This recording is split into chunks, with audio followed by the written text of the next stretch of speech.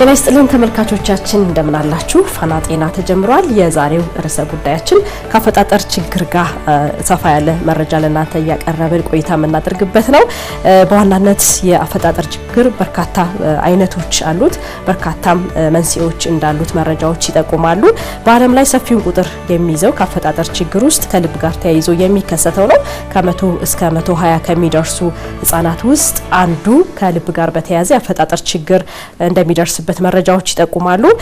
እንግዲህ ሰፋ ያሉ ናቸው ብለናል። ቆልማማ እግርን፣ የነርቭ ዘንግ ክፍተት፣ ዳውን ሲንድሮም እና በርካታ ነገሮችን ማንሳት እንችላለን ከአፈጣጠር ችግር ጋር ተያይዞ።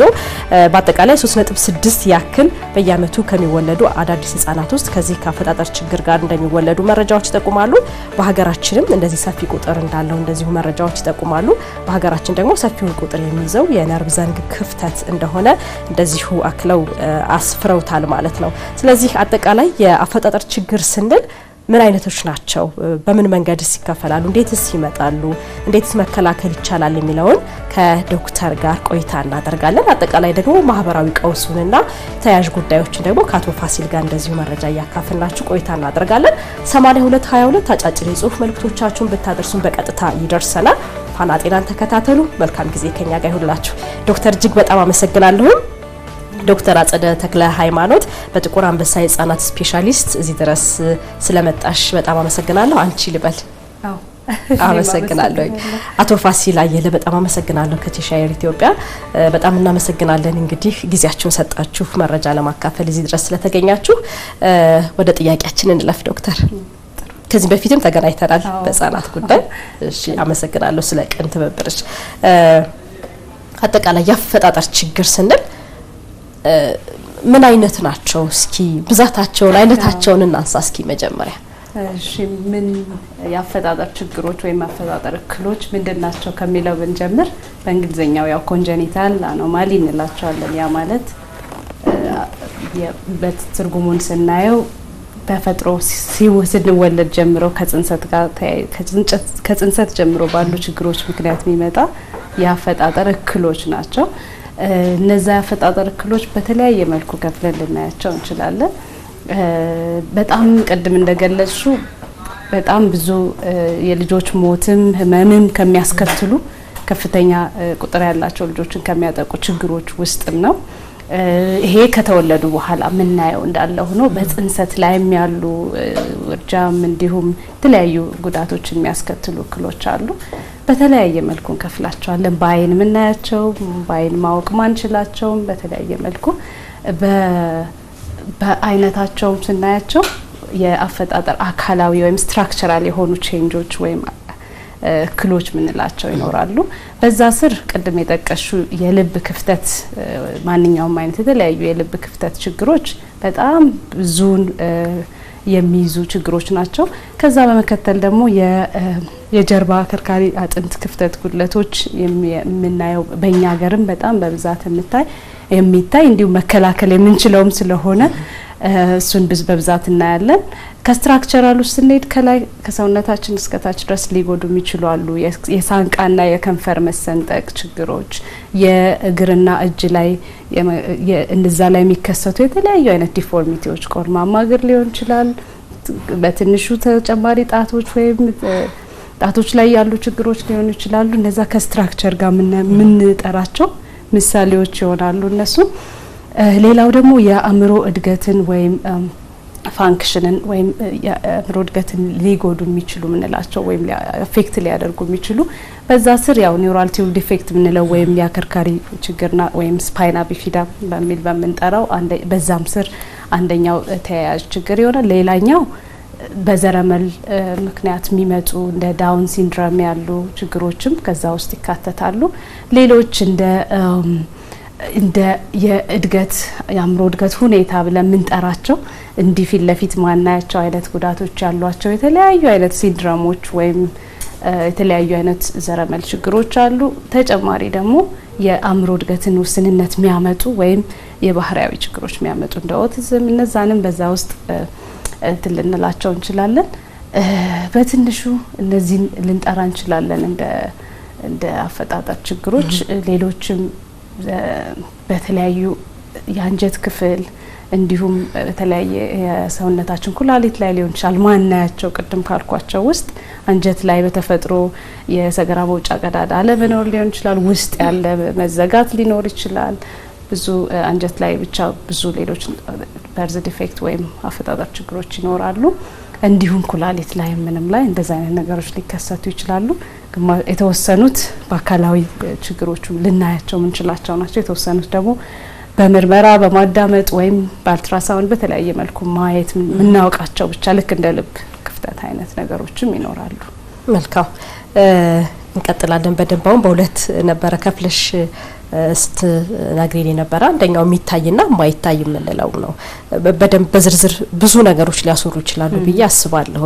እንደው ከሚታየው እንሂድና ወደ አቶ ፋሲል እንደው የችግሩ ስፋት የሚታዩ ብላ ቅድም ዶክተር ስተነትናቸው የነበሩ ጉዳዮች አሉ። ከአካል ጋር ተያይዞ ከእግር ጋር ሊሆን ይችላል፣ የላንቃ መሰንጠቅ ምናያቸው ከነርቭ ዘንግ ክፍተት ጋር ተያይዞ የሚታዩ አካላዊ ጉዳቶች አሉና እንደው እንዳጠቃላይ በርሶ እይታ ምን ያክል ማህበረሰባዊ ችግር ነው ብለው ያስባሉ? እሺ፣ አመሰግናለሁ ፋናን በዚህ የጤና ፕሮግራም ስለጋበዛችሁን። ያው እንግዲህ እንደሚታወቀው በአካልም በአእምሮም ላይ የሚደርሱ ጉዳቶች በግለሰቡ፣ በቤተሰቡ፣ በማህበረሰቡ፣ በሀገር አልፎም በዓለም አቀፍ ደረጃ ችግር ናቸው እና የዓለም ጤና ድርጅት በሚያወጣው ስታቲስቲክስ 16.5 እስከ 17 የሚገመት የህብረተሰብ ክፍል አካል ጉዳተኛ ይሆናል ተብሎ ይታሰባል። እንግዲህ የኢትዮጵያን ህዝብ ቁጥር ወደዛ ወስደን 130 ሚሊዮን እንገምታለን። ያን ስናየው ወደ 21-22 ሚሊዮን ህዝብ ማለት ነው። ይሄ ማለት በጣም እንደ ሀገር ደረጃ ስናይ እዚህ ጎረቤታችን ያሉ ትናንሽ ሀገሮች ከዛ ህዝብ ቁጥር በላይ ነው። አሁን ወደ ሰሜን የምንሄድ 4 ሚሊዮን 5 ሚሊዮን ወደ ታች የምንሄድ 20 ሚሊዮን 15 ሚሊዮን የያዙ ትላልቅ ህዝብ አገር በአገር እና ለኢትዮጵያ በጣም ትልቅ ችግር ነውና በዚህ ምክንያት በተለይ እንደኛ ባህላዊ እና ማህበራዊ በሆነ ህብረተሰብ ውስጥ የተማረው ሰው ቁጥር ዝቅተኛ በሆነ ሁኔታ ባህሉ ልማዱ ባለበት ሁኔታ ይሄ በግለሰብ ላይ የሚደርሰው ጉዳት ቤተሰቡን ለከሚያደርሰው ተጽዕኖ በላይ ስለዛ ምክንያት ባለመታወቁ የተነሳ በቤተሰቡ ላይ በተለይ በእናቶች ላይ የሚደርሰው መገለል አድሎ ሚስቶች አካል ጉዳተኛ ልጅ በመውለዳቸው ያንቺ ነው ምክንያቱ ተብለው ሁሉ ይፈረጃሉ። ትዳር ይፈርሳል። ብዙ እናቶች አሁን ብዙ አካል ጉዳተኛ ልጆች ያሏቸው እናቶች ትዳራቸው ይፈርሳል። ያው እንደምታውቂው ነው እንግዲህ የዛሬ አመት ማሙሽ አባት ማሙሽነት በሚባል ህብረተሰብ ውስጥ እንደዛ ሰው ተመኝቶ ያሰርግ ተደግሶ አካል ጉዳተኛ ሲሆን ብሌሙ ወደ እናቶች ነው የሚሄደው። በዚህ የተነሳ ብዙዎቹ እናቶች ይገለላሉ፣ እንትን ይላሉ። በተለይ ምክንያቱ አለመታወቁ ወይ ቁጣ ተደርጎ ይታያል፣ የቤተሰቡ ኃጢአት እርግማን ተደርጎ ይታያል። ክፋቱ ነው እንደዚህ ያደረገውና በዚህ ምክንያት ከፍተኛ ለምሳሌ አሁን ቅድም ዶክተር የጠቀሰችው የኒውሮ ዲቨሎፕመንታል ችግር በአእምሮ ላይ በሚደርስ ጉዳት በቅድመ በወሊድ ጊዜ ወይም ከወሊድ በኋላ የሚደርሱ ችግሮች ምክንያት አንድ ልጅ በእድሜ የሚጠበቀውን ተግባር ማከናወን ካልቻለ በጊዜ ካልዳ ህፃናት ዲቨሎፕመንታል ማይልስቶን የሚባል አለ። በ3 ወሩ አንገቱን መሸከም አለበት፣ ጭንቅላቱን ራሱን መሸከም አለበት። ያ ልጅ በአመቱም እንዲንቀሳቀስ ይፈልጋልና ያን ካላሟላ መናገር ካልቻለ በተለይ እንደኛ አይነት ፊዚካላዊ እንትንን ለውበትም ለምንም መገለጫ የሚያደርግ ህብረተሰብ ውስጥና ያን ካላረገ በቃ የቁጣ ተረግመው ነው ይላልና በዚህ ምክንያት እናቶች ኢቭን የተማሩ ሴቶች አሁን እኛ ማከል መተው ብዙ እናቶች በዘመናዊ ሁኔታ ተምረው ከፍተኛ ደረጃ ላይ ደረሱ። እነዚያ ልጆች በጣም መሰረታዊን ክህሎት መስራት አይችሉም። በራሳቸው መብላት አይችሉም፣ መጠጣት አይችሉም፣ መጸዳዳት አይችሉም። እንግዲህ 4-5 አመት እንጠብቃለን ልጆች ትምህርት ቤት ኬጂ እንዲገቡ ያን ማድረግ አይችሉም። የሰራተኛው ችግር ይታወቃል። ሰራተኛ ደግሞ ወንዶች አናገዝም ሰነፎች ነን፣ ባህላዊው ነገር ይጫናልና በጣም ከፍተኛ ችግር አለው። ልጁም ደግሞ በእድሜው ከጓደኞቹ ጋር መጫወት አይችልም፣ ቤት ይቀራል። ቤት ከቀረ ለእናት ሰቆቃ ነው፣ ለአባት ሰቆቃ ነው፣ ለቤተሰብና ከፍተኛ ሌላ እንግዲህ በልጆቹ ደግሞ ይሄ ነገር ሲደርስ በራሳቸው መጋብ ለመቻል በተለይ ከፍተኛ ነው የጤና ችግር ያጋጥማቸዋል። ዶክተር እንዳለችው ብዙዎቹ በህይወት ላይ ተርፉም ይችላሉ። የሕክምናውም አገልግሎት አሁን ነው ትኩረት ተሰጥቶት እንትን ያለውና እነዚህ ችግር በጣም ትልቅ ማህበራዊ ችግር አለ ያስከትላል። እውነት ነው ዶክተር ከማይታዩት እንጀምርና ቀደም ሲል ከልብ ጋር ከአንጀት ጋር እንደዚህ ያነሳሽ ነበረ። እንደ አጠቃላይ እነዚህ ችግሮች መቼ ነው የሚታዩት? ያው ይታያሉ። ማይታዩ የውስጥ እክሎች ግን እንዴት ነው የሚታወቁት? እነዚህ አይነት የአፈጣጠር እክሎች በጊዜ እንዲሁም በጣም በጊዜ ማወቅ ምንችላቸው ናቸው። በተለያዩ ቴክኖሎጂዎችና በተለያዩ መሳሪያዎች ለምሳሌ የልብን ክፍተት ብናይ አሁን ባለን እንዲሁም እኛም ሀገር ማወቅ የቻልንበት ሁኔታ አለ። ጽንስ ላይ ድረስ ሁሉ መታወቅ የሚቻልበት ሁኔታ አለ። የተለያየ የራሱን የቻለ የጽንስ ስፔሻሊስቶች ማየት የሚችሉት ሌብል የሚሆንበት አለ። ለዛም ነው በቅርቡ ከሰማሽም በተለያዩ እንትሮች አድቮኬት እየተደረገ ያለ ነገር አለ። አናቶሚክ ስካን የምንለው ነገር አንድ እርጉዝ እናት በ18 ሳምንት አካባቢ ላይ ስትሆን የሚታይ አልትራሳውንድ ምርመራ አለ። ያ አልትራሳውንድ ምርመራ ምንም ዝም ብሎ ልብ ምት አለ ወይም ስንት ነው ቀኑ የሚለውን ብቻ ሳይሆን የምናይበት ያንዳንዱን አካላዊ ክፍሎቹን የሚታይበት ነውና እንደዛ በማድረግ ራሱ በዛ ጊዜ እንኳን ሊታወቅ የሚችልበት ሁኔታ አለ። ከፍ ያለ ሲሄድ ደግሞ ከተወለዱ በኋላ በጽንስ ላይ የአንጀት ችግሮችም የኩላሊት ችግሮችም ቅድም ካልኳቸው ውስጥ በዛ ደረጃ የሚታወቁ ይኖራሉ። ኩላሊት ላይ መዘጋት ካለ የእንሽርት ውሃ መብዛት ይኖራል። እናትየው ላይ በጽንስ ጊዜ ላይ የእንሽርት ውሃ መብዛት ወይ ማነስ እንደዛ አይነት ምልክት የሚሰጡ አይነት አፈጣጠር ችግሮች አሉ። ምክንያቱም አብዛኞቹ አሁን የምናወራቸው የአፈጣጠር እክሎች መቼ ነው የሚከሰቱት ብንል አብዛኛው ብለን የምናስበው የመጀመሪያው 3 ወር ግዝና ላይ ነው። ምክንያቱም ያኔ ነው ዋና መሰረት የአካላዊ ክፍሎቻችን መሰረት የሚሰራው በመጀመሪያው 3 ወራት ነው። ያኔ ላይ ያሉ የሚያጋልጡ ነገሮች ከነበሩ ያኔ ላይም ጀምሮ ሊከሰቱ ይችላል። አሁን የአከርካሪ የጀርባ አጥንት ክፍተትን ብናይ አሁን ያኔ ነው የጀርባ አጥንት የሚመሰረተው እርግዝናችንን ሁሉ ሳናቅ ሊሆን ይችላል የሚጀምረው። ስለዚህ በዛ ላይ ባሉ ነገሮች ሊከሰት ይችላል። ስለዚህ ምልክቱ ከዛ ጀምሮ አለ ማለት ነው። እኛ የማየት ችሎታችን እውቀታችን ግንዛቤው እየጨመረ ሲሄድ ቀድመን የማወቅ እንትናችንም እየጨመረ ይሄዳል። ግን ያን እንኳን እድሜ ያንን ጊዜ እንኳን ብናልፍ ሲወለዱ እነዚህ ማይታዩ ያልናቸው ፊት ለፊት ምናያቸውን ወዲያውኑ ሐኪምም ባለሙያም ሊያቸው ይችላል።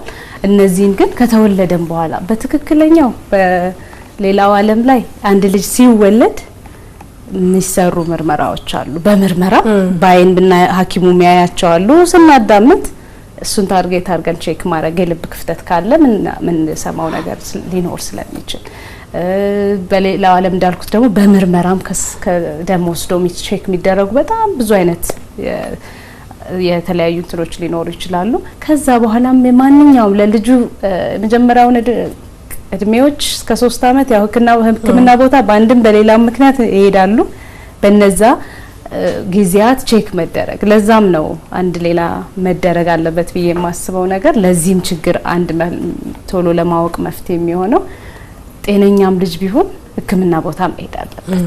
ዌል ቤቢ ፎሎ አፕ እንለዋለን። የጤነኛ ልጅ ክትትል ምንለው ነገር ያ ነገር ቢኖር ማንኛውም በነዛ ጊዜያት ውስጥ ለመታወቅ የበለጠ ይሆናል። ምልክት ቶሎ የሚሰጡ አይነቶች ደግሞ የአንጀት መዘጋት አይነት ትራኪዮሶፋጃል ፊስቱላ ምንለው አይነት የጉሮሮ ላይም እንደዛው ማለፍ አለመቻል አይነቶች በቀናቶች ውስጥ ወዲያው ሊታወቁ ይችላሉ። ህክምና ቦታ የግድ ሊያስኬደን የሚችሉ አሉ። ስለዚህ ቶሎ የሚታወቁም አሉ። እድሜያቸውን ቆይቶ ደግሞ በጣም ቆይቶ የሚታወቁ የልብም የተለያዩ ማይታዩ አይነት ችግሮችም ይኖራሉ። መልካም እንቀጥላለን። ተመልካቾቻችን ፋና ጤና ነው በመከታተል ላይ ያላችሁት። የዛሬው ርዕሰ ጉዳያችን ያፈጣጠር ችግር ነው። 8222 አጫጭር የጽሁፍ መልእክቶቻችሁን ብታደርሱን ዶክተር ቀጥታ ምላሽ ትሰጣችኋለች። በዚህ ዙሪያ እንግዲህ ቀደም ሲል ያነሳናቸው በርካታ ጉዳዮች አሉ። ከሱ ጋር ተያይዞ ጥያቄ የሆነባችሁና በዚህ ጉዳይ ደግሞ መረጃ ማግኘት ፈልጋለሁ የምትሉ ጻፉልን በ8222 ከመሸጋገሪያ በኋላ ተመልሰን እንገናኝ።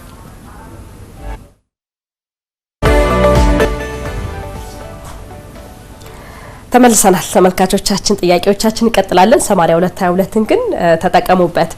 ቀደም ሲል ዶክተር ስታነሽልኝ የነበረው እንዳጠቃላይ የውስጥ ማናያቸው በቀላሉኛ ልናያቸው ማንችላቸውን የአፈጣጠር ችግሮች ነበር ስታነሽልኝና እነዚህ የተነሱት የአፈጣጠር ችግሮች በውስጥ ያሉት በሙሉ በህክምና ዘላቂ መፍትሄ ማግኘት ይችላሉ? ያው እንዳልኩት እንደ አይነቱና እንደ ሁኔታው ራሱን እንትን የቻለ መፍትያቸውም ይለያያል።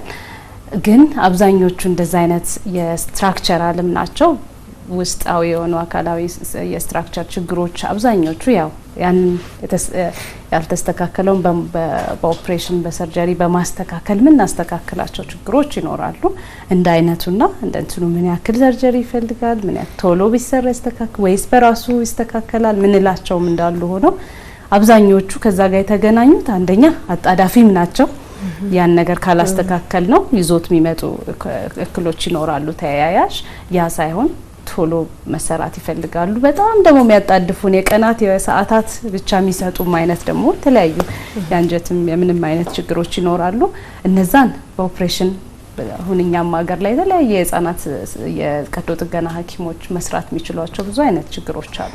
ያንን መፍትሄ ግን ለማግኘት ቀደም እንዳልነው ልጆቹ ሁኔታው መታወቅ አለበት። ህክምና ቦታ መሄድና ያን ነገር መለየት ምልክቶችን ለማየት መሞከር ይፈልጋል። ወደ አቶ ፋሲል ለፍ ዶክተር ጋር ስናወራ የነበረው ከውስጥ የማይታዩትን ነው። ከዛ ከፍ ብሎ ደግሞ አካላዊ ጉዳት ሲመጡ የተለያዩ ህክምና ያደርጋሉና ከነበረባቸው ችግር በተወሰነ መንገድ ቢሆን ወይም በተሻለ መንገድ ቢሆን ዘላቂ ህይወታቸውን ለማስተካከል የሚሰሩ ስራዎች አሉና ለየትኞቹ አይነት ጉዳቶች ናቸው እንደው ከፊዚዮቴራፒ ወይም ከኤክሰርሳይዝ ማድረግ ጋር ተያይዘው ምን አይነት ስራዎች ናቸው የሚሰሩ የሚሉትን ነገር ያንሱልኝ።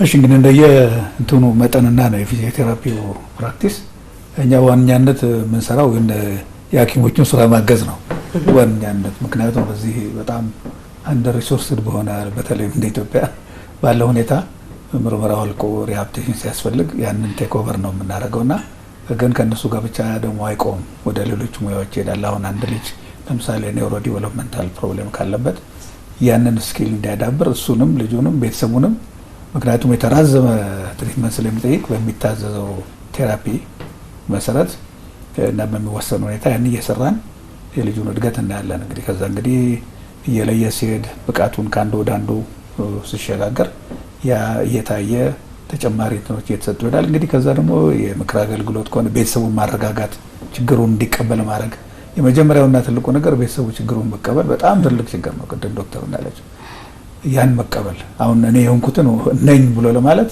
ቀላል አይደለም። ምክንያቱም ህብረተሰብ ውስጥ ያለው አሉባልታው ይሄ ጎሲፑ ምናምኑ ባለመታወቁ የተነሳ ቤተሰብ በጣም ይጎዳል። ቅድም እንዳለው የመሳሰሉ ብዙ ችግሮች አሉ። አንዳንዴ በባህሉም አንዳንዴ ህብረተሰቡ ግልጽ አውጥቶ ቢረዳል። ለምሳሌ አውቲስቲክ ልጆች አካባቢ በጣም ትልቅ በርደን ነው። አሁን ወላጆች ከጥቅም ውጭ ነው የሚወጡት። ያውቃሉ ምንላቸዎች ይሰበራሉ። ያ ህብረተሰቡ ቢያውቅ ቢገነዘብ ወደ እንትን ይመጣልና ቴራፒው ዲፔንድ የሚያደርገው እንትን ነው። ቴራፒ ቅድም ስንገባ እንዳወራ ነው ዝም ብለን ያለማቋረጥ የምንሰራው አይደለም። አደጋም ስላለውና በየእንትኑ ግን ኢንተርቬንሽኑ ያስፈልጋል። ለምሳሌ ቅድም እንደተገለጸው አሁን የክሊፍት ፓሌት ሄሪፕ ላይ ፖስት ሰርጀሪ ያስፈልጋል። ቴራፒው እንደዛ ያስፈልጋል። በሌሎችም በዚህ በኒውሮ ዲቨሎፕመንታሉም እንደ መራቢያ ክልሎችም አካባቢ ቅድም ዶክተር ከዘችው በተለይ ማናየው ዚስ ዴይስ የማይታዩት አሁን ልጆች የሽንት መሽና ወይ ጠቦ ወይ ተዘግቶ እነዚህ ደግሞ መራቢያ ድሎች እነዚህ ቴስቲክልስ የሚባሉ ማውረኛ ድምል እነሱ ይጠፋሉ ቅድም ወይ ይወርዳሉ ይባላል። በእነዛ ሁሉ ችግሮች አሉና ያን ዲፔንድ የሚያደርገው እየታየ እየተመዘነ በሚሰጠውና ልጅ የሚያሳየው ዲቨሎፕመንት የሚደረግ ነው። አሁን ክለፊትን ቦስ ከአንድ አመት በአንድ እግሩ ላይ ከሆነ ከሁለት አመት ያላነሰ ረጅም ጊዜ ረጅም ሪሶርስ የሚፈልጉ ናቸው ብዙ ሪሶርስ እና ያ እንግዲህ እሱ እየታየ በቀዶ ጥገናም የሚደረገው ነገር እየተደረገ የሚካሄድ ነውና ፊዚዮቴራፒ አስፈላጊ ነው። በጣም ጠቃሚ የሆነ ሚናውም እየጎላ የመጣ ነገር ነው። ዶክተር መጨመር ትችላለህ? ከመራቢያ ጋር ያነሱ ነበር። እሱ በፊዚዮቴራፒ ሊስተካከል ይችላል እንደ አንድ የሰርጀሪ አካል ለማንሳት ፈልገ ለማሳስ አሁን በነገራችን ላይ እንደዚህ ኮንጂኒታል አኖማሊስ የሚባሉት በጣም ትልቅ የፐብሊክ ሄልዝ ፕሮብሌም የሆኑ ነው። አሁን በሀገራችን ውስጥ ስናይ በጣም አስቸጋሪ የሆኑ እንደዚህ በልዩ አፈጣጠር ያላቸው ልጆች ችግር በጣም እየበዛና ያዛን ሁሉ ችግር እየነስላለ ኦፕራሲዮን ይኖራል። ምናልባት ያን እንትን ለማድረግ ይደረጋል ይችላል። ለህክምናውን ለሁሉም ስናየውም ቅድም እንዳልነው የሚታይም የተለያዩ የማይታዩም አይነት ችግሮች ቢሆኑ ቅድም እንደተባለው የመራቢያ አካላት ጋር የተገናኘ ሙሉ ከላይ እስከታች ያሉ የተለያዩ አይነት ዘርዝረን ማንጨርሳቸው ችግሮች ይኖራሉ። መፍትሄያቸውንም ስናነሳ አንድ ነገር ብቻ አይሆንም። ዘላቂ በሰርጂካል የሆነ መፍትሄ ሊኖራቸው ይችላል። ሪሃቢሊቴሽን ምንለው ቅድም እንደተነሳው ሪሃቢሊቴሽን ስንል ብዙ ነገር ነው፣ አንድ ብቻ አይደለም።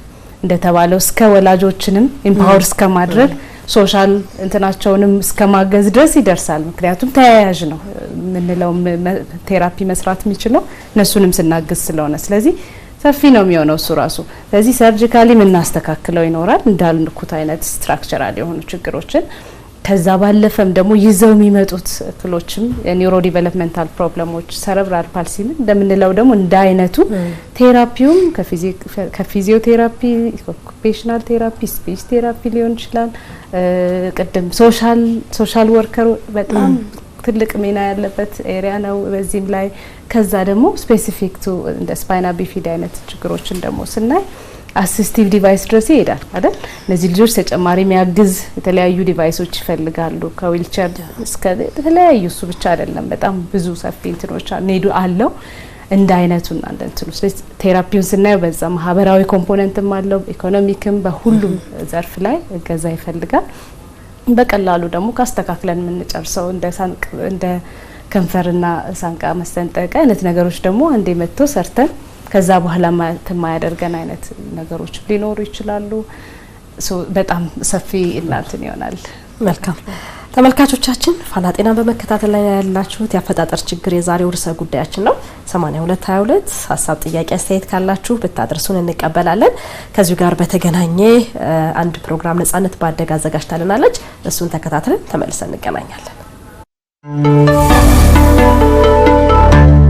ሰላም ተመልካቾቻችን እንዴት ናችሁ? ሳምንታዊ ፋና ጤና ፕሮግራማችን ነው የተከታተላችሁ የምትገኙት። በዛሬ ፋና ጤና ፕሮግራማችን እንግዲህ በርዝ ዲፌክት ወይም የአፈጣጠር ችግር ላይ ነው ትኩረት እያደረገን የምንገኘው። እኔ ደግሞ ከስቱዲዮ ወጣ ብዬ አንድ ማዕከል ውስጥ ተገኝቻለሁ። በርዝ ዲፌክት ወይም ደግሞ የአፈጣጠር ችግር በዓለም አቀፍ ደረጃ ማርች 3 ላይ ተከብሮ አልፏል። በዓለም ደረጃ ቁጥራቸው ትንሽ የማይባል ናቸው በዚህ የአፈጣጠር ችግር ኖሮባቸው የሚፈጠሩት። እኔም ደግሞ ከነዚህ ቤተሰቦች ጋር ቆይታ አደርጋለሁ። አብራችሁ ቆዩ። በዓለም አቀፍ ደረጃ 8 ሚሊዮን የሚጠጉ ህጻናት ከባድ በሆነ በወሊድ ችግርና በተለያዩ ምክንያቶች የአፈጣጠር ችግር ይገጥማቸዋል። ከነዚህም ውስጥ 94 በመቶ የሚሆኑ ዝቅተኛና መካከለኛ ገቢ ባላቸው ሀገራት ውስጥ ይገኛሉ።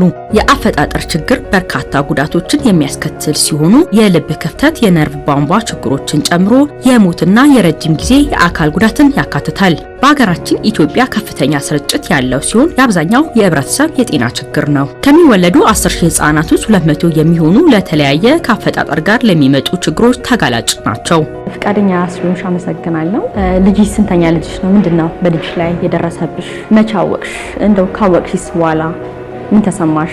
ምን አይነት ህክምናዎችን አደረግሽ? እንደተነገረኝ ከእርገት ውስንነት የመጣ ነው እና የመጀመሪያ ልጅ የምታደርገው የነበረውን ነገር እሱ አላደረገም። ትድህ የነበረው በስልጣን ወሯ እንደሆነ ትሄድ የነበረው ታደርግ የነበረው ነገሮች እሱ ያለ የነበረ ነገር እሱ ጋር የለም።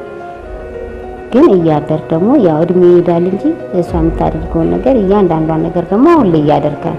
እዚህ ከመጣው በኋላ ነው ለውጡ የነበረው። ያኔ ያው ብዙም እንትንም ስለሌለ ያው ከጊዜ አኳያ ይሄዳል ምናምን ብዬ ነበር የማስበው። ነገር ግን አይ እንደዚህ ቦታ መሄድ አለብሽ ብለው ሲነግሩኝ እዚህ መጣሁ።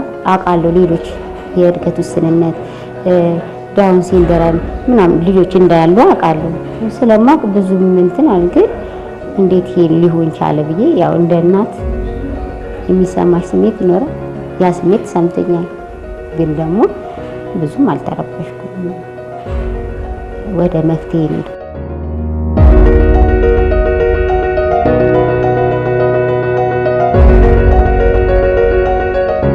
ጋጣማች ችግር የወገብ ክፍተት በክትትል ወቅት ላይ አላቅም።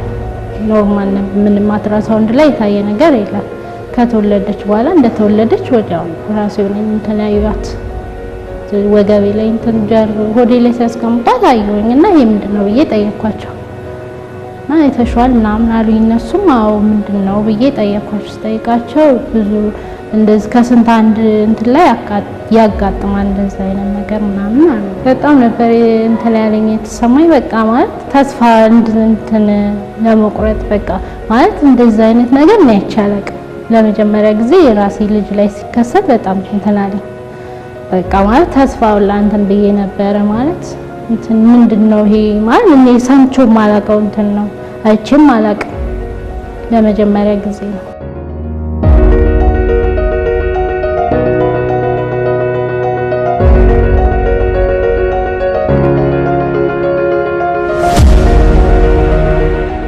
ምንድነው በልጅ ላይ ደረሰው ጉዳት? መጀመሪያ ላይ እኔም አላወቅኩላትም ነበር። ትሄዳለች እያልኩ ነበር ስጠብቅ ነበር። ግን ብዙ ጊዜ ሳያት ምንም እንትን አላለችልኝም። ከዛ በኋላ ነው መንቀሳቀስ የጀመርኩት። አሁን 4 ዓመት ከ7 ወር ሆኗታል። ግን ከዛ በኋላ በጸበሉም በምንም አልኩኝና ሲይዝ ይሄ ኪዮር የሚባል ሆስፒታል ሄድኩ። ኪዮር የሚባል ሆስፒታል ሲሄድ ሽንሻየር ውሰጃታለሁ። ሽንሻየር አመጣኋት። ኤክስሬ ስትነሳ ምንም ነገር የለባትም ነው የተባለው። ከዛ ኤምአርአይ አስነሻታለሁ። ኤምአርአይ ተነሳችና ትንሽ የጭንቅላት ጠባሳ አለባት አለ እና ሽንሻየር ውሰጃት ፊዚዮቴራፒ ትስራለች። ከዚህ መጣች። ከዚህ እየሰራች ግን አሁን እግዚአብሔር ይመስገን የተወሰነ እየተንቀሳቀሰች ነው። ከዚህ ከመጣች ወዲህ መናገርም ጀምራለች። በሰዓቱ ላጯ ራሱ ምንም መቆጣጠርም እንትን አትልም ነበርና አሁን እግዚአብሔር ይመስገን ደህና ነች። ያው ቁማ አትሄድም እንጂ ትምህርትም ሄዳ እንትን እያለች ነው፣ እየሞከረች ነው። ደህና ነች።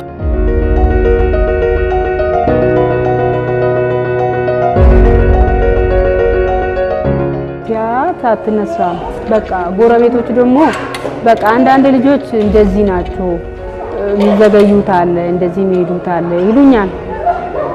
ከዛ የናጣራም ሄጄ እንደዚህ ሰፈር ውስጥ እየዞሩታል እነሱ ለምንድን ነው ማትነሳ ምናምን ብሎ ሬፈር ጻፉልኝ ወደ ሌላ ቦታ ወደ ኮቶቤ ሆስፒታል። ከዛ ሲጽፉልኝ እዛው ሲጄ የፀሐይ ህጥረትና ምግብ ነው አሉ። ምግብን ከሆነ እንግዲህ ይሄ ረጅም ዓመት ሲያስመልሳት ነበር እንደዛ ይሆናል ብዬ እኔ ማሰብኩት። ከዛ ወስጄ ደግሞ በቃ የሆነ የነርቭ መርፌ ወጉልኝና ቪታሚን ዲሰጡኝ። እሱ ነው ሲጄ ቤት ገባው። ከዛ እሱ ነው ሲጄ ቤት ስገባ ትንሽ በህት ማሮ እግራን እንደዚህ ነካ ስታረጊ ስጋ ነው እንጂ በቃ አጥንት ያለ አይመስለኝም። ምንም በቃ ለስለስ ነው የምትለው ሁሉ ነገር በቃ ይሄ ራሷ ትኩረት የማታረጉ ነገር አለ።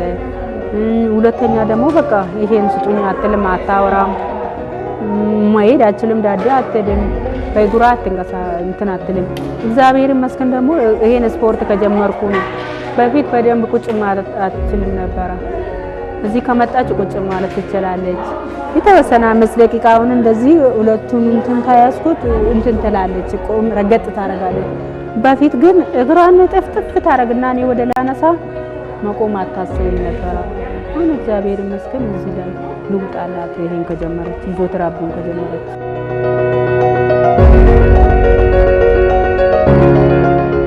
ምን እያደረግሽ ነው ያለሽው? ምን አይነት ትሪቶችንስ እያደረግሽ ነው? ህክምናውስ ምን ይመስላል? ለውጦች አሉ? በፊት በቃ መሄድ አይችልም፣ መራመድም ምንም መቀመጥም አይችልም ነበር። አሁን እዚህ እንድመጣ ተነገረኝ። ከዛ በቃ መጣሁኝ ወደዚህ። እዚህ ደግሞ ህክምና እየተደረገለት በደንብ ነው ትሪት የሚያደርጉት። በጣም በቃ መሄድ የጀመረው እዚህ ነው፣ መዳህ የጀመረው እዚህ ነው።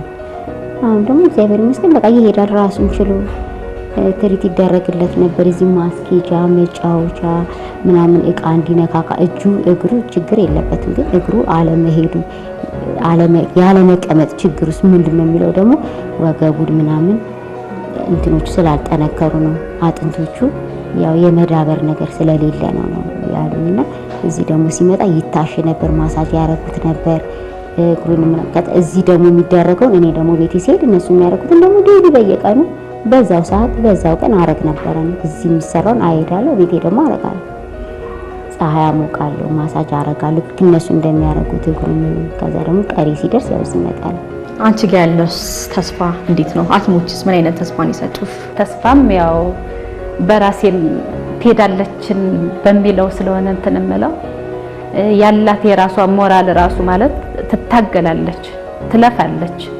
እንደከሌ ሮጣለው ስለምትል እሱን ራሱ ተስፋ አድርጌ ነው እንትን እያልኩ ያለሁት እና እኔ ወታ ውላ እንትን ስትል እኔ ከዚህ አንስቼ ሲሄድ ራሱ ለኔ እግዚአብሔር ይመስገን ተመስገን ብዬ ነው እንትን እምለው።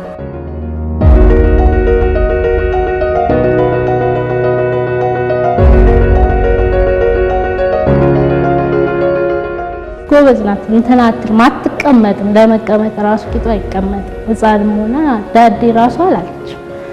በእግሯ ወንበሩ ሶፋውን እንትን እየተደገፈች ትሄድ ነበር።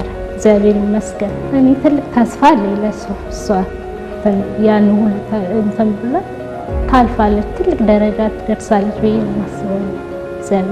እግዚአብሔር አካባቢሽ ጋር ከማህበረሰቡ ጋር የነበረው ስነ ልቦናዊ ቀውሱ ምን ይመስላል? አሳለፍኩ የምትያቸው አስቸጋሪ ሁኔታዎችስ? በጣም ከባድ ያማል፣ ስሜቱ ያማል። እኔ ብዙ ሰው ስለማቅ ነው፣ እኔም ስላለሁበት ነውና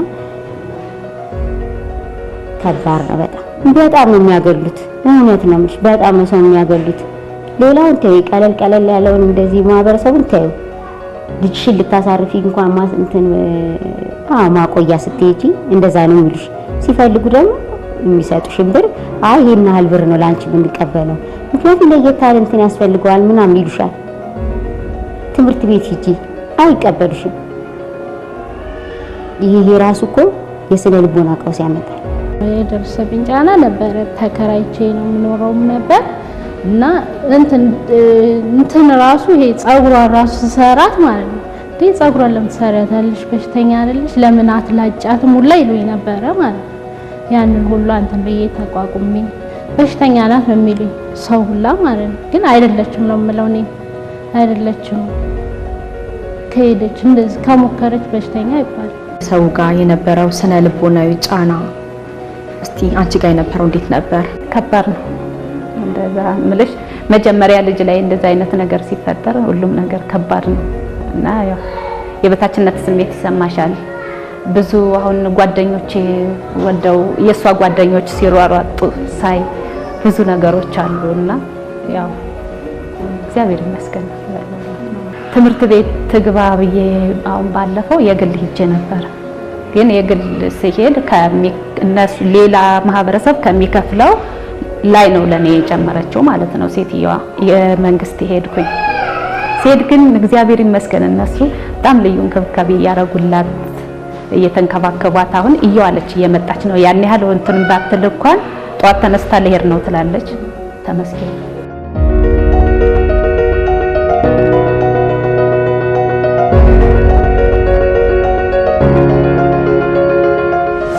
ለሌሎች የምታስተላልፊው መልእክት ካለ? የአካል ጉዳተኛ ናቸው ምንም አይችሉም አይሰሩም ብሎ በየቤታቸው ለውጥ አይመጣም ብለው ያስቀመጡ ይኖራሉና ከአንቺም ከልጅሽም ለውጥ ተነስተሽ ትልልቅ ደረጃ የደረሱ ምናቃቸው የአካል ጉዳተኞች አሉ። ከሱ ተነስተሽ የምታስተላልፊው መልእክት ካለ? እንደዚህ አይነት ልጆች ምንም እንትን አይሉም ብለን የምናስብ በጣም አሁን ትልቅ ደረጃ እየደረሱ ያሉ በቲቪም የምናያቸው ስንት መድረክ ላይ ወጥተው ስንት እየተናገሩ ያሉ አካል ጉዳተኞች ናቸው። ጭንቅላታቸው ብርሃን ነው እና በቤት ውስጥ የደበቅናቸው ልጆች ካሉ አውጥተን እንደዚህ በምንንቀሳቀስበት ቦታ አንቀሳቅሰን የሚያስፈልጋቸውን ነገር አውጥተን እነሱንም ለደረጃ ማብቃት፣ አፍነን አለመያዝ፣ የሰውን ወሬ ተወት አድርገን ራሳችን የሚጠቅመን ለልጆቹ ይሆናቸዋል የምንላቸው ነገሮች እንትን ብለን መንቀሳቀስ ነው ያለብን። እናውጣቸው፣ ልጆችን አንደብቃቸው ነው። ደብቀን ምንም ብናረጋቸው ምንም ትርጉም የለውም። ከሊያያቸዋል ከሊያይብኛል የምንለው ነገር አለ እና እሱን ነገር ተወት አድርገን ወጣ እናርጋቸው። ትምህርት ቤቶች ላይ ትኩረት ቢደረግ እነዚህ ልጆች ተቀላቅለው ሲማሩ ነገር ጤናማ ህብረተሰብ ይሆናሉ። ስንት እናት ልጇን ደብቃ ቤቷ የተቀመጠቻለች ይሄን ፈርታ ማለት ነው። ስለዚህ ይሄ ነገር ቢስተካከል ሀሳቤ ነው ያለው።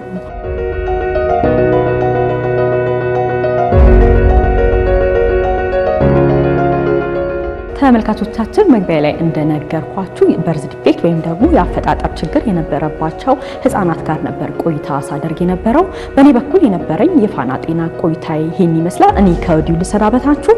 ፋና ጤና ይቀጥላል። አብራችሁን ቆዩ።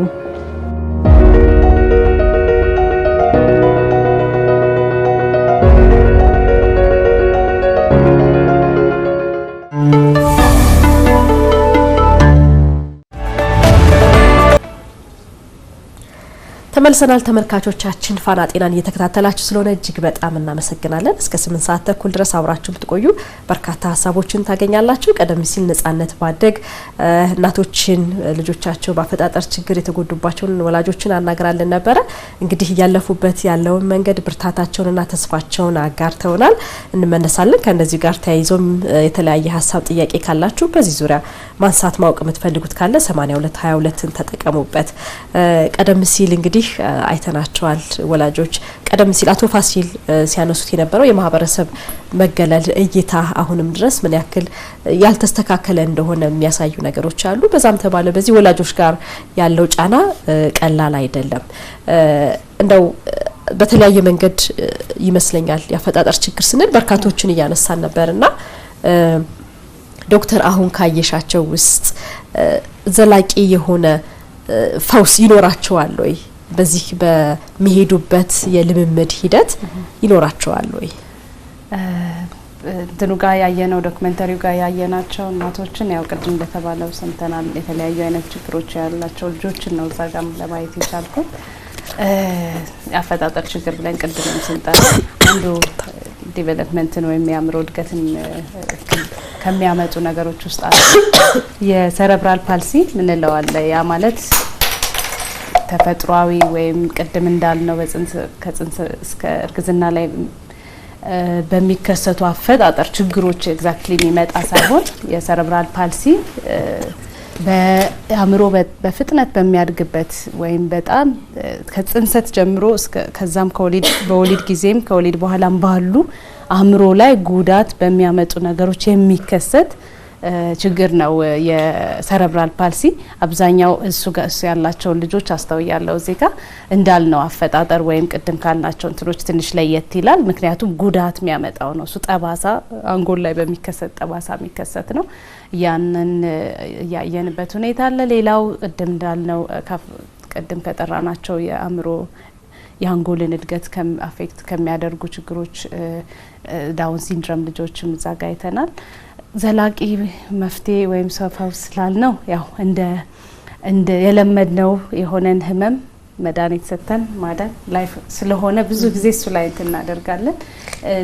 ለዚህ ልጆች ላይ ለምሳሌ ሰረብራል ፓልሲ ላይ ያለው የአእምሮ ጠባሳውን አናጠፋው አናድነውም መድኃኒት ሰጥተንም በቴራፒም ሰጥተን ግን በጣም በሚገርም ሁኔታ አእምሮአችን በጣም ድንቅ የሆነ አሰራር ነው ያለውና የተጎዳ ክፍል ቢኖርም ያልተጎዳውን ክፍል በደንብ በማሰራት በተለይ ደግሞ ገና ልጆች እያሉ ከ3 አመት በታች 5 አመት በታች ያሉበት እድሜ ላይ በምንሰጣቸው የድጋፍ ህክምናዎች በጣም ከፍተኛ ምንለውን አይነት ሌላኛው የአእምሮ ክፍል እንዲሰራና እነዚህ ልጆች የህይወት ሁኔታ ማሻሻል እንዲሁም ደግሞ የወላጆቹን ጫናና ለወላጆቹን የሚያመጣውን ጫና መቀነስ በደንብ እንችላለን። ሌላው ደግሞ እነዚህ ልጆች እንደማንኛውም ልጆች መኖር መማር መስራት ችለው ራሳቸውን ችለው መኖር የሚችሉ ልጆች ማድረግ እንችላለን። ይሄ ለኔ ለአንድ ወላጅ ይሄን ላለ ወላጅ ትልቅ ለውጥ ነው፣ ትልቅ መፍትሄ ያመጣል ብዬ አስባለሁ። ግን ያ በጣም ብዙ ስራዎች ይጠብቅብናል። ብዙ አድካሚ ሂደት አለው። ቶሎ መጀመር ይኖርብናል። ስለዚህ ቶሎ ሁኔታውን በማወቅም ያን ነገር ማሻሻል ይኖርብናል። መልካም ጉንፋን ስለዚህ ትንሽ እየተቸገርኩ ነው። ወደ አቶ ፋሲል ሊድና በቀደም ሲል ያየናቸው ልጆች አሉ ወላጆች አሉና እስከ መቼ ነው እንደው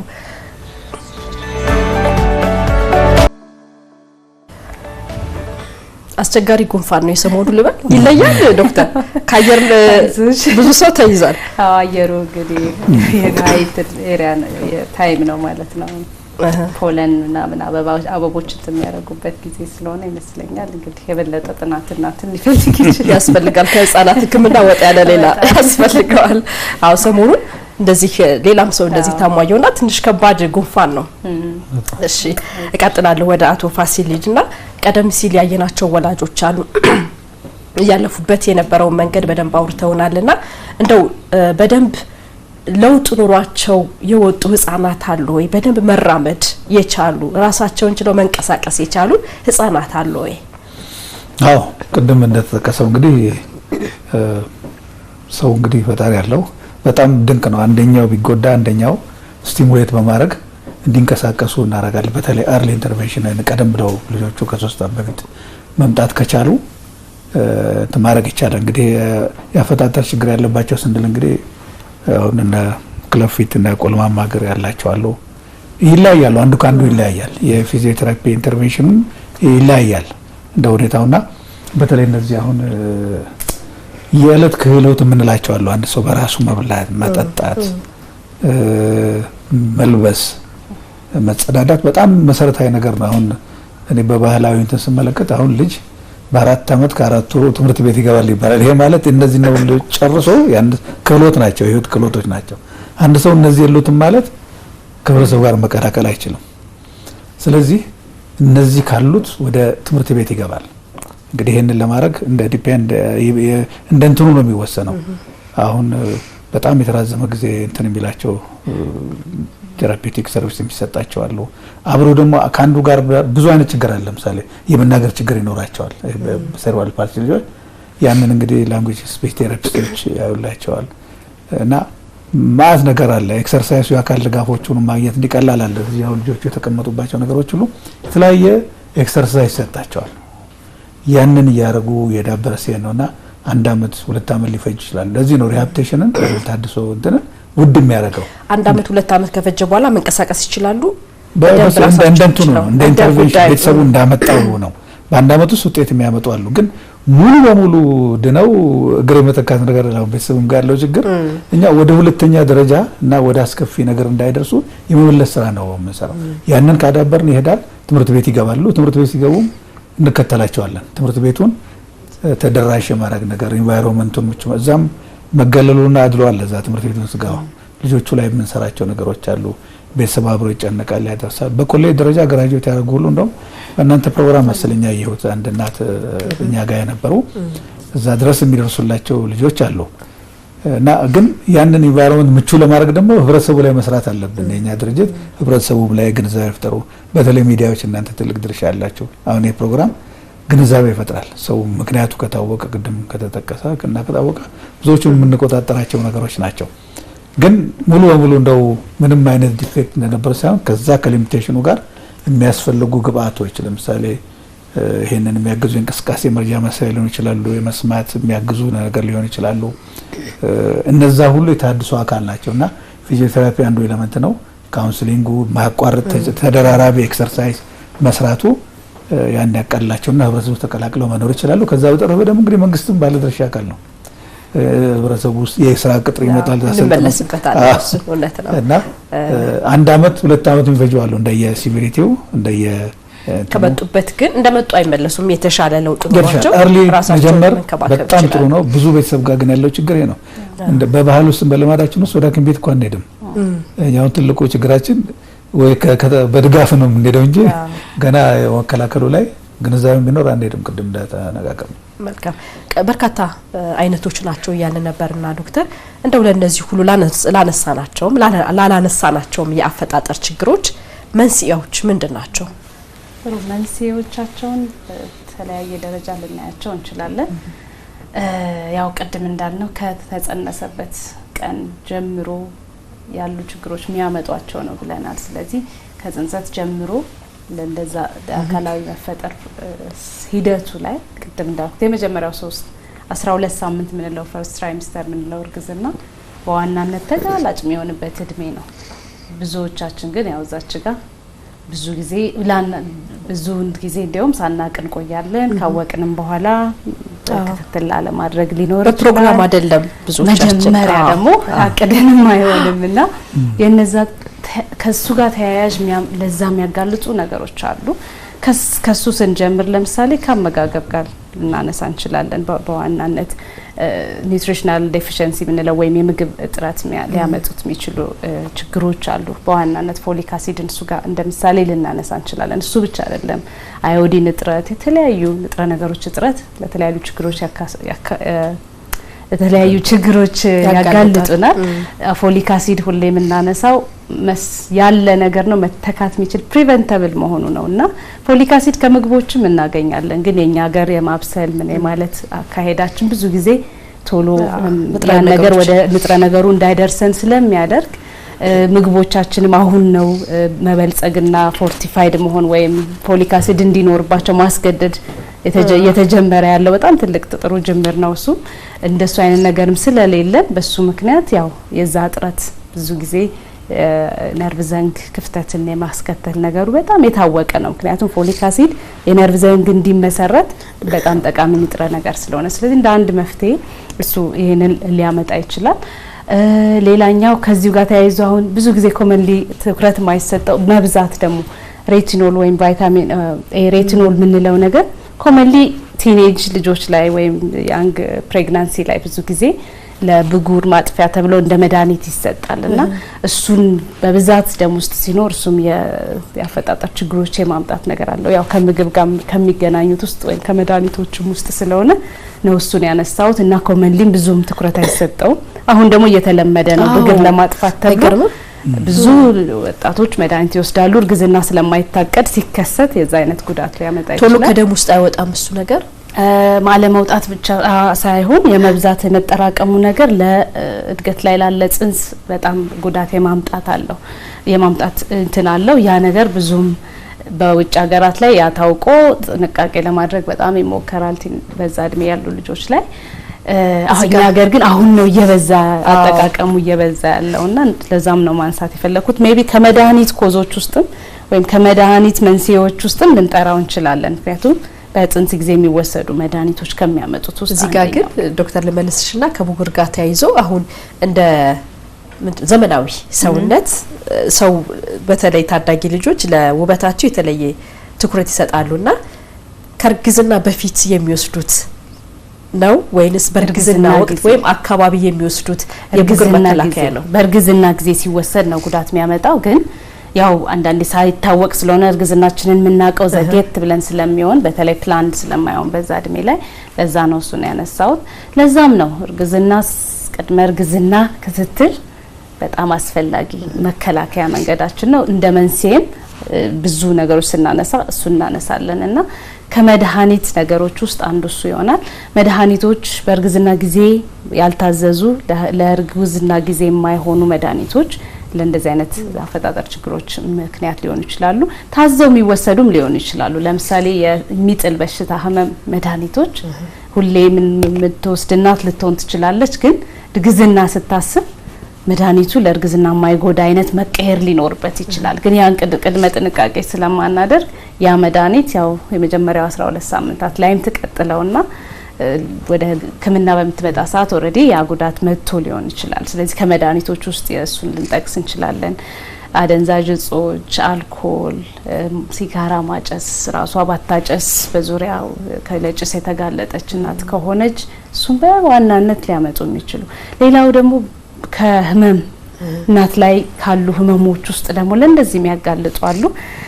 ጥንቃቄ ማድረግ የሚያስፈልግ የስኳር ህመም በጣም ብዙ ጊዜ ይገለጻል። ከዚህ ጋር በተያያዘ የስኳር ህመም ስንል የስኳር ህመም ቀጥታ ይሄን ያመጣል። ስለዚህ የስኳር ህመም እርግዝና መረገዝ የለበትም ማለት አይደለም።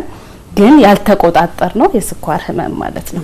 ስለዚህ መጠኑ ያልተስተካከለ ያልተቆጣጠር ነው ሲሆን መድኃኒት እየተወሰደ ያልሆነ ወይ ያልታወቀ አይነት ሲሆን ያ የስኳር ህመም ሀይ የሆነ የስኳር መጠን ደም ውስጥ ሆኖ እርግዝና ላይ ብዙ ጊዜ ከቆየ ያ ነገር ጽንሱ ላይ በብዙ የልብ ክፍተትም ለብዙዎቹ ያፈጣጠር ምትኖች ሪስክ ወይም አጋላጭ ነው። ስለዚህ ያ ማለት ቅድመ እርግዝና ክትትል እዚህ ጋር ይመጣል። እሱም ጋር ያ ያላት እናት ኦሬዲ የታወቀ ስኳር ህመም ያላት አንደኛ ክትትል ቀድማ በማድረግ አስተካክሎ ለመቀጠል ይመቻል። እርግዝና ላይ የሚከሰተው የስኳር ህመም ለዛ ስለሚያጋልጥ ለእርግዝና ላይ ለሚከሰት የስኳር ህመም መመርመሪያ መንገድ አለ። እርግዝና ላይ ብዙዎቻችን አናረገው። አሁን ጊዜ ግን ሐኪሞቹም ሪከመንድ ያደርጉታል። ምንም ምልክት ባይኖራትም አንድ እናት ልክ ሌላ ደም ምርመራ እንደምንሰጠው እርግዝና ላይ ይሄንንም የተወሰነ ስኳር ወስዳ የሚሰራ ምርመራ አለ። እንደሱ ቼክ በማድረግ ከተገኘ በትክክል ብዙ ሰው እሺ ላይል ይችላል። እርግዝና ላይ ምንም አይነት መድኃኒት አልወስድም የሚሉ እናቶች ያጋጥሙናል። ግን ያን ስኳር መጠን ማስተካከላችን ለጽንሱ በጣም ጠቃሚ ስለሚሆን አንድ እሱ ላይ አንድ መንስኤ ልንጠራው እንችላለን። ሌላም የግፊት ህመም፣ የተለያዩ ህመሞች መድኃኒት የሚያስወስዱ የተለያዩ ህመም ያላት እናት የኩላሊት ህመም ሊሆን ይችላል። የተለያየ ለእንደዚህ አይነት ነገሮች የመጋለጥ ነገር ስለሚኖራት ያንን ቅድመ ክትትል በማድረግ መስተካከል ያለበትን በማስተካከል ቅርብ ክትትል በማድረግ የተለየም ክትትል የሚፈልጉ እናቶች አሉ። የተለየ የምንለው ሰብ ስፔሻሊስት ሌብል የማህጸንና ጽንስ ስፔሻሊስት ሁላችንም ሊያየን ይችላል። ግን በፌቶ ማተርናል ምንላቸው አይነት በዛ ሰብ ስፔሻላይዝ ያደረጉ ሐኪሞች ጋር መሄድ የሚገባት አይነት እናት ልትኖር ትችላለች። ስለዚህ ያ አንደኛው እንደ መንስኤ ምን ገልጸው ይሆናል። ሌሎች እንደ ምክንያት የሚሆኑ ከኤንቫይሮንመንት ከጄኔቲክስ እንደገና ልንጠራ እንችላለን። ከኤንቫይሮንመንት ጨረር፣ ተለያዩ ለኬሚካሎች የተጋለጠች በእርግዝና ላይ የተጋለጠች እናት እንዲሁም ደግሞ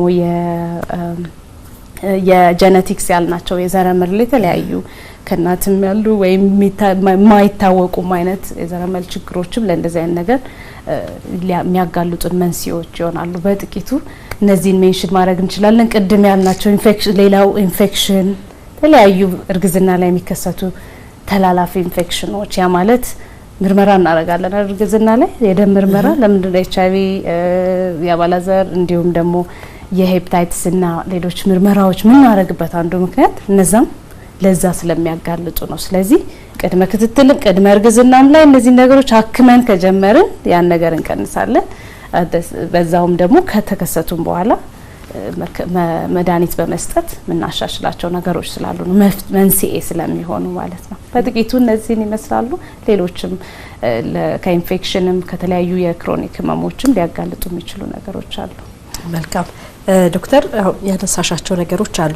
እነዚህ በየትኛው የሳምንት በአልትራሳውንድ ሊታወቁ ይችላሉ? እንደው ከታወቁስ ቀድሞ ከታወቁ መፍትሄ ይኖራቸዋል? እዛው ጽንስ ውስጥ ለዚህ ያሉ ችግሮችን ማከም ይቻላል?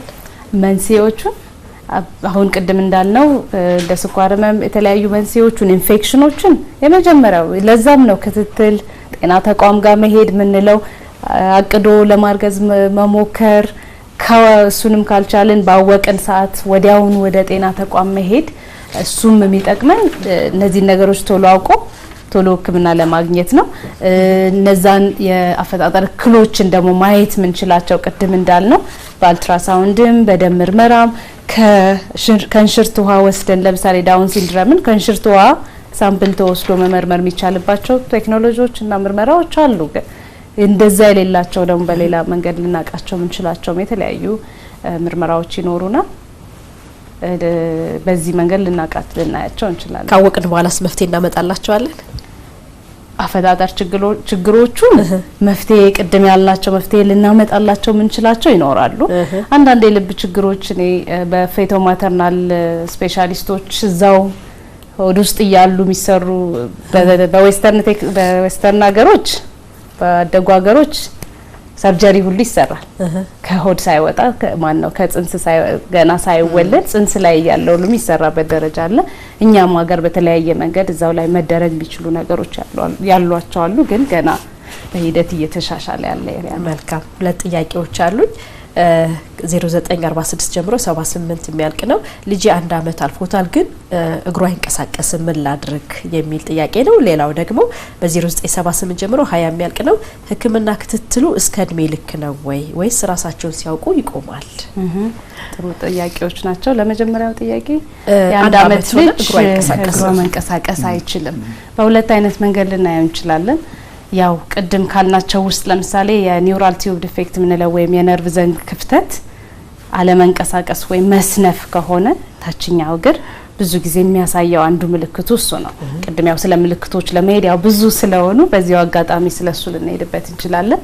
ስለዚህ ብዙ ጊዜ ወላጆች ሊያዩት የሚችሉት ዋና ምልክቱ የነርቭ ክፍተት የነርቭ ዘንግ ክፍተት በተለያየ መልኩ አይነት አለው። ፊት ለፊት የሚታይ አይነት አለ። ክፍተቱ ክፍት ሆኖ በደም ቶሎ መሰራት ያለበት አይነት አለ። የተሸፈነ ነው፣ ቆዳ የተሸፈነ ነው፣ ትንንሽ ምልክት ብቻ ሊኖር ይችላል። ምንም ስናይ ምንም ነገር የለም፣ ግን እግር አለመንቀሳቀስ ብቻ ምልክቱ ሆኖ የሚመጡ ልጆች አሉና ለእንደሱ አይነት ልጆች አለመንቀሳቀሱ የዛ ምልክት ሊሆን ይችላል። ስለዚህ ፈጥኖ ወደ ሕክምና መሄዱ በጣም ጠቃሚ ነው የሚሆነው። ቅድም ያልናቸውም ሰረብራል ፓልሲ አይነት ነገሮችን ሊያመጡ ይችላል። እሺ ሁለተኛው ጥያቄያችን የሕክምና ክትትሉ ነፍስ ሲያውቁ ይቆማል ወይ? የሕክምና ክትትሉ ሁሌም ቢቀጥል እንመርጣለን። እንዳልነው እኛ ሀገር ነው እንጂ ምን የሚባል አለ ሂደት አለ። አዳልት ትራንዚሽን ምንለው አለ። ልጆቹ አዶለሰንት ሲሆኑም ሌላ ሳይንስ ነው አይደል? ጉርምስና እድሜ ሲሆን ሌላ ቻሌንጅ ሌላ እንትን ይዞ ነው የሚመጣው። አዳልት ሲሆኑም ደግሞ እንደዛውና ሌላ ሀገር ላይ ትራንዚሽን አለው። በኢኮኖሚም እንዴት እንደምናበቃቸው ወደ ስራ ቮኬሽናል ትሬኒንግ እንዴት እንደምናረብ በተለያየ መልኩ ነቸሻይርና ሌሎችም ድርጅቶች በዚህ ላይም ብዙ ስራዎች ይሰራሉና የዛ አይነት ሲስተም ሀገራዊ የሆነ ሲስተም ስለሌለ ምንድነው እንደ ወላጅም እንደ ባለሙያ የምናደርገው ክትትሉን ማስቀጠል በቻልነው መጠን ልጆቹን ድጋፉን መቀጠል ነው የሚሆነው። መልካም አመሰግናለሁ። በጣም እንግዲህ ሰዓታችን ገደበን እንጂ ጉዳዩ እጅግ በጣም ሰፊ ነው። ሰፊም የማህበረሰብ ችግር ነው። እንደ መንግስትም ደግሞ በተለይ በትምህርት ቤትና እንደዚህ አይነት ወላጆችና ልጆችን ቀርቦ መርዳት ጋር ያው ሰፊ የተባበረ ስራ ይጠይቃል። እናንተ እዚህ ድረስ መጣችሁ ስለሰጣችሁ መረጃ እጅግ በጣም አመሰግናለሁ። ዶክተር አጸደ ተክለሃይማኖት በጥቁር አንበሳ ስፔሻላይዝድ ሆስፒታል የህፃናት ስፔሻሊስት ሐኪም እንዲሁም ደግሞ አቶ ፋሲል አየለ ከቸሻየር እዚህ ድረስ መጣችሁ ስለሰጣችሁን መረጃ እጅግ በጣም አመሰግናለሁ። እኛም እናመሰግናለን። ተመልካቾቻችን ፋና ጤና የዛሬው ትኩረታችን የህፃናት ያፈጣጠር ችግር ላይ ነበረ። እንግዲህ የተለያዩ ሀሳቦችን ከዶክተር ጋር ቆይታ አድርገን ለእናንተ አካፍለናችኋል። ስለነበረን ቆይታ ስለተከታተላችሁ እጅግ በጣም አመሰግናለሁ። ፍሬህይወት በላይ ከመላው ስቱዲዮ ባለሙያዎች ጋር እሰናበታችኋለሁ። ሳምንት በተለየ ርዕሰ ጉዳይ እንጠብቃችኋለን። መልካም ሳምንት።